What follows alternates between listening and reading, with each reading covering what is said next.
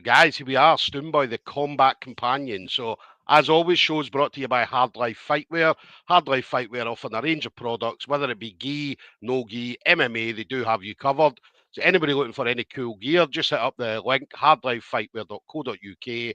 Use the discount code STOOM15 and you will get a little bit of a discount from whatever you get. So, we're going to be talking about BFC. So, BFC 7 going to be coming up on the Saturday, the 19th of April. It's going to be at the Middlesborough Sports Village. I mean, we've already seen some of the fights that they're putting up, and there's some unbelievable fights. But BFC always put on some fantastic fights. We've seen some unbelievable talent that's come through the BFC ranks over the years. I'm looking forward to seeing some more on the 19th of April. So now my guest today then is going to be on the show that night. So Marmite Molly Cooper. So Molly coming out of Nottingham MMA. Molly is an absolute legend. I mean, for being 22 years old, she's already done so much kickboxing and so on. Obviously, we see her grappling as well. She's got phenomenal submissions in grappling as well. So, and obviously 2-0 as the MMA fighter at the moment, and looking to increase that obviously as time goes on. So, so Molly, listen, absolute pleasure. Thank you very much for taking the time to speak to me today. Thank you for having me. It's a pleasure. Yeah, so tell us about you then. So again, we talked about kickboxing stuff. I mean, I was looking at some of the stats you've got. I mean, you've got 23 national titles, 5 World Cup wins, 16 world titles, 2-0 as an MMA fighter. Obviously, grappling as well. I had a look at your smooth comp. You've got obviously all your wins on smooth comp all came by submission. So, I mean, it is. You're a fighter. You are a fighter. Yeah, I definitely think for me, obviously, I've got quite a bit of background in striking, but I love all aspects of it now. It's so nice to be able to do everything. The grappling side is just as fun as the striking. It definitely, I love it. It's just so fun, I guess is the word.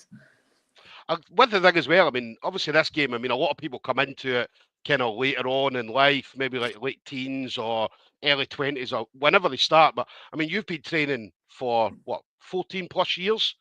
So Yeah, you've been, so It's you're one of these people that, so you were born to do this. Yeah, it feels that way. It was, I started just for self-defense purposes and then fell in love with it from my first session. I was like, okay, can I go back now? Can we go again?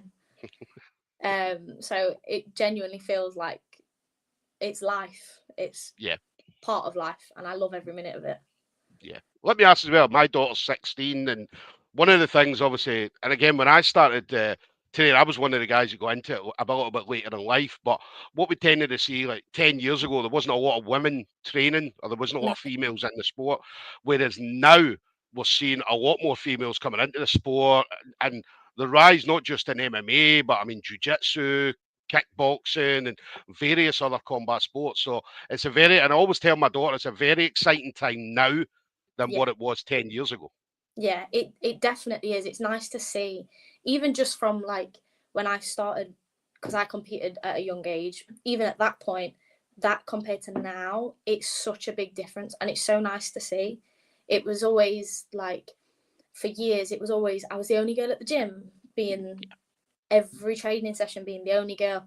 And then a girl comes in and then they were like, oh, you're here all the time. Like, yeah. And that was such a shock. Whereas now that's so much more normal for a lot of gyms. There's more women. We've got a few that are starting to creep through, which is nice. It's nice to be able to just go, oh, there actually are women growing in this. So it's definitely a nice feeling to feel. Yeah. One of the things as well, we always seen like back in the day, women would have to travel like miles to get someone of a similar size to them so they're able to do some rounds and so on. Whereas, as I said, now you're seeing that at almost every gym. You've got females of similar sizes. So don't get me wrong, you guys potentially still travel about from gym to gym, but it's good to have someone similar sizes in the gym that you're in. Yeah, it definitely is. It's nice, especially because being able to practice new things on someone your own size, something you've never done before. Size, it does matter. It's not the biggest difference, but it can make the difference. So if you've never got someone your own size to try it on, you can never truly know exactly how it's meant to feel. So it's nice to be able to just go, okay, can I borrow you for a little bit and try it with your own size, and it definitely is so much nicer. Yeah, it's good for competition as well, because I know how difficult it is, especially in MMA, to get an opponent. I mean, one of the girls, I think it's Hayley Valentine. I mean, she struggled for years trying to get, not just Hayley, but I mean, a lot of MMA fighters, but struggled for years trying to get opponents, and they're having to go further afield, or opponents would be brought in from other countries and so on, because there wasn't that availability of MMA fighters that there is now. Yeah, definitely. Especially, I haven't actually been competing in the MMA side for very long, but my first year, it was trying to find opponents was hard. Compared to now, it's definitely much easier now to find them. Yeah. And just being able to have that, it's so much better. Do you think as well? I mean, obviously, because of the level you're at. I mean, with all the kickboxing, and when people look you up, they must look and think, "Oh my God, what have I signed up for?" So, because of your striking's unbelievable, absolutely unbelievable. But not just your striking, but all the other stuff you're working on as well, like the ground game and stuff like that, is at a very, very good level as well. So, do you find that side difficult to get opponents once they look your name up? Yeah, definitely. Unfortunately for me, I wasn't able to compete last year for that reason. It is hard. It is. I understand it as well. I get it. It is, and I have the utmost respect for any woman in this sport, no matter whether they've been training 6 months or a year or 15 years, whatever it is. Like, to be in a sport that is predominantly male dominant, it takes something about you to kind of stay there as well. But I've definitely had a fair few hard times with finding an opponent and then them doing their research and going, actually no, and I've been like, okay. So I've definitely had that, and it is hard, especially when I want, like, you have your own goals of where you want to go, what you want to do, and obviously there comes a point when it kind of becomes out of your hands to be able to go. So I can do as much as I want of being, okay, I want to do this, but if you don't get that counter, it's kind of you're at a pass of just waiting. Yeah. That's the thing now. I mean, a lot of people seem to be, it's all about the sport now. So you tend to find that in a lot of cases, people are willing to step up and fight people regardless of what they've done in the past and so on. Kickboxing is one thing. MMA, as we know, is very, very different, because there's a lot more aspects to just the stand up and the striking. So, so you tend to find people nowadays are like, well, hold on a minute. They might be a great striker, but I'm very good at grappling. So, and it's that striker versus grappling matchup put into an MMA scene. So, yeah, hopefully you do get a lot more fights. Hopefully you get a lot more fights. I hope so, definitely. Yes. Tell us about Nottingham MMA. Obviously, great people. I mean, obviously, a couple of the people I know, Paul Lukowski is such an awesome guy, very, very good coach, very knowledgeable. His fight IQ is unbelievable. Shane Curtis, I know Shane, obviously, through the grappling scene. So, in regards to grappling, I mean, there's probably not a lot of people out there that are better than Shane Curtis as well. No, I definitely agree. It's really nice to have, especially with, like you say, Paul's fight IQ is unbelievable, and although he is technically jiu-jitsu, his ability to be able to help me and transfer it over to say, okay, that situation might not fit best for you, and being able to go to like Shane and just ask any question I've got, it's so nice to get multiple perspectives as well. They've got the jiu-jitsu perspective, but they understand that things might be slightly different, which is nice to be able to go, okay, I'm in this position, I get stuck, please help. It's so nice to be, especially because they are really nice people as well. Like, they're open to help anyone, anytime. They've got all the time in the world for you, which I think is so nice, especially in a coach kind of style, to have that, to be really approachable is such a big thing. Yeah. Shane as well. You won't remember Shane. I remember Shane when he had zero tattoos, none whatsoever, and now he's just tattoos all over. So top to bottom, has he been showing you any of the Goth Lord stuff at all? Any of the Goth Lord submissions? Or we keep that quiet? We'll keep that quiet. Maybe not. But yeah, such awesome people. I mean, Nottingham MMA is a fantastic gym. Very, very well respected in the scene. Do you know what I mean? So, so it's such a great gym. And as you said, I mean, it's to have nice people at the gym. It makes it easier, not just for a female, but for anybody coming in, whether male Yeah, or female. So it does make it a lot easier to have yeah, people like definitely. them in the gym. So tell us about BFC then. So BFC 7, Saturday, 19th of April. Obviously, opponent Rachel Jackson. I believe Rachel's a judoka. I believe she does a lot of judo, so she's very, very good. Obviously, in regards to takedowns and stuff like that. Again, coming out of, she's a local girl as well, Middlesborough Yeah. Fight Academy. What's it going to be like walking out? Because obviously, again, with her being a local girl, you're going to expect some boos, Molly.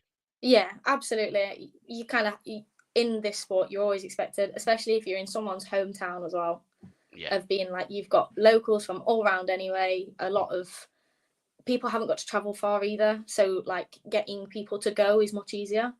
So yeah, like for me, it's 2.5 hours drive. So some people are just like, I can't make that, which is completely understandable. So you've got to be prepared for everything. I don't think it doesn't really bother me in the sense of that kind of, it never phases me. I'm yeah, just, yeah, it's me, and that's just the way I am. Some people I get why it gets to them. I really yeah, just don't mind either way. I've got the utmost respect for any girl yeah, that's willing to step into a cage and fight, no matter who it is. I think it's such a, not just women, anyone that's got the thing to step into a cage, and you're kind of volunteering to do it, to yeah, volunteer to put yourself in that situation of being the only event that's happening that night, everybody's eyes on you, to put yourself in that situation. I think it's really good for people. yeah, So yeah, I've got the utmost respect for any of them, but I'm excited. I enjoy it. I get a thrill. The yeah, thrill of yeah. that night. It's just everything aspect of it. The walkout, the crowd, whether they boo, whether they cheer, any of it. I think it all just adds to the kind of the feel of the night, and it just adds to it and makes it so much better. Yeah, I used to love it going out and the booze and being like, just walking out. You're the bad guy, and not the bad guy, but you're Yeah, not the local yeah, fighter. So I used to love it coming out and being. Do you know what I mean? Just being like yeah, that to the crowd, like here I am. Do you know what I mean? I'm coming out. So it was always a great feeling. Do you know what I mean? So yeah, booing or cheering for you. I mean, they're all watching. They're all yeah, watching. So yeah, I used to always love it. I used to always love it. So.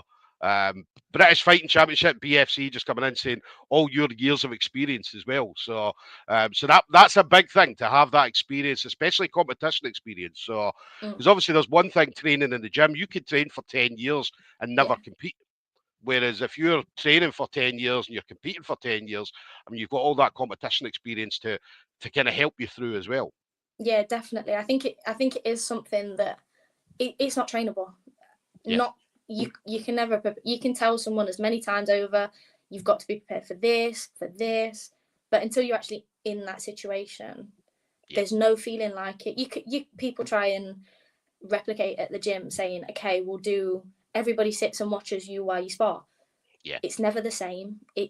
Nothing can replicate that feeling of, in MMA, being in a cage, everybody's eyes staring at you, whether they are booing, cheering, whatever it is. You've got every single set of eyes, and you think about the fact, the people that you take to a competition, you've also got to think that can double, triple, because your opponent might have more, less, the same. You've yeah. automatically got, and being on an event where there's multiple people on a card, you've got their people as well. So it's just so many eyes, and you can never train for that. Yeah, yeah.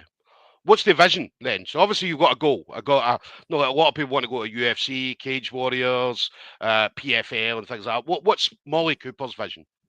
I guess it's the same as everyone else, just growing into that professional career of MMA in a professional light. Everybody has always got the view of, when they want to go professional, you want to go really big, and that view is always the same Yeah, for me anyway, because I have been in the sport for so long. The professional view of everything, doing it, the experience of going professional, and just going through that process as well. yeah, And I genuinely have a love for the sport in every aspect. The striking, the grappling, the wrestling, all of it. I love every aspect of it. So to be able to do it professionally is the goal that we want. yeah, Obviously, life's always got ups and downs, and it's going to be a bumpy road to get there. yeah, Um, yeah, but I'm on the road, so you've kind of just got to keep going, take every bump as it comes, and just keep going. Definitely. But listen, I'm excited, definitely excited to see what you're going to do on the 19th of April. I know it's going to be an awesome matchup.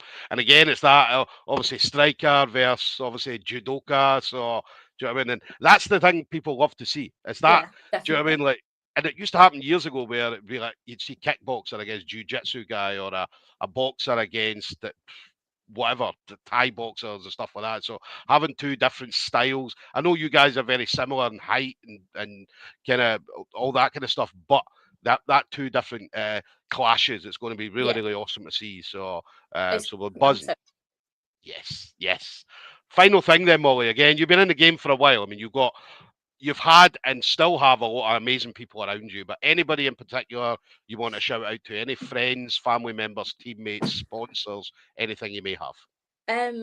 I've got two sponsors, Morris Hill Transport and Top 10 Utmost Greatest. It's fantastic to have their support. They help a load with the fact of being able to continue with the sport and Yeah, give me the opportunity to have different opportunities as well.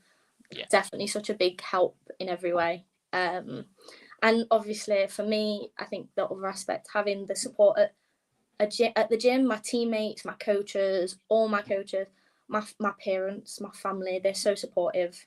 So I'm so grateful to have that support system to be able to continue to do it. Without the support system of my family, I'd never be in yeah, the position I was to travel the world like I did. My family did so much for me to be able to do it, along yeah. with the sponsors helping me to go abroad.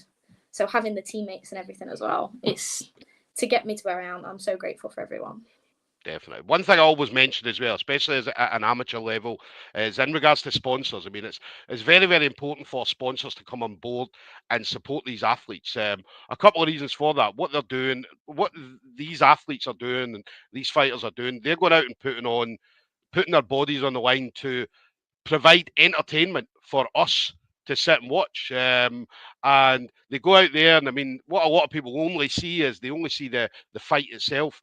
They don't see the training sessions, the blood, the sweat, the tears. There's a lot of emotions come into this fight game, and a lot of people don't get to see that at all. So anybody looking to jump on board and sponsor, get them now. They're cheaper to get now than they're amateur because he wants to get to the UFC.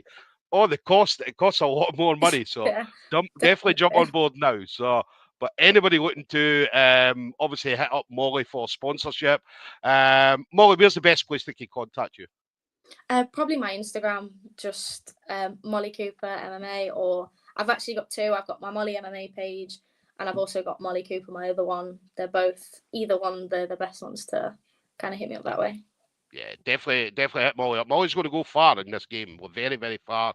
You can have a look at what she's done. Our profile's on the Nottingham MMA page as well. So definitely have a look at that. It makes for very interesting reading. So she's a scary, scary girl, man. Definitely. Thank you. Um, so guys, BFC 7 then, Saturday 19th of April. Anybody looking for tickets, just hit up the usual place. That's the BFC on Instagram. It'll take you through the ticket link. There's going to be pay-per-view on it as well, so the pay-per-view link does get released. And again, I think that's on the BFC Instagram and Facebook pages as well. So you definitely do not want to miss this. These kids, these people coming through now, this is the generation that's going to take our sport to a whole other level. And Molly's going to be one of the people that's definitely going to be a part of that. So we're absolutely excited to see her on the 19th and in the future. But Molly, listen, absolute pleasure. Thank you very much for taking the time to speak to me. Thank you. Thank you so much. It was great. Thank you so much. No problem. Listen, tell Paul Stoomboy said hello, and obviously Shane and so on. But listen, enjoy the rest of your training camp, and listen, have fun as I know you're going to do on the 19th. Absolutely. Thank you. All right, take care, pal. Bye bye.